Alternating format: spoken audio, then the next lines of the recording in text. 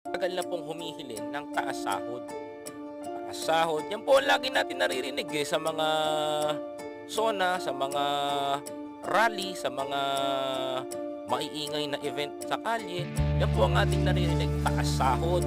Gusto ng mataas na sahod.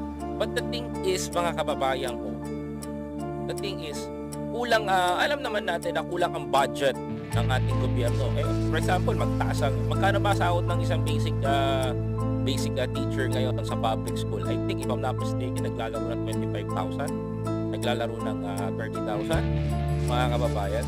Kung ito ang mangyayari, kung ito ay mangyayari sa bansa natin, na magtataas ang ating mga guro ng ating mga sahod, maganda po yan, mga kababayan ko. Maganda po yan.